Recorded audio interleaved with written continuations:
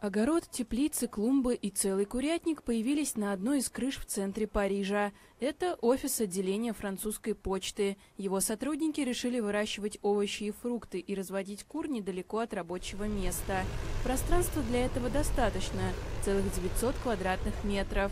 Это отличная возможность отдохнуть от конторской атмосферы и пообщаться с коллегами в неформальной обстановке. На крыше все равны, вне зависимости от должности, уверена автор проекта почтальон-сеятель София Янковский.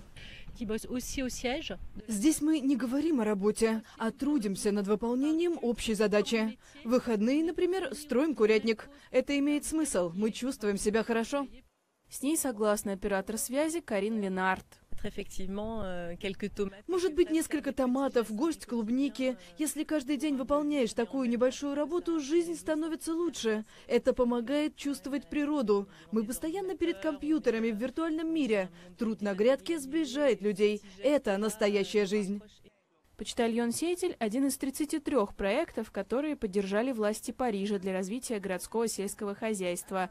Похожие огороды разбиты на крышах многих офисов, отелей, универмагов и других зданий.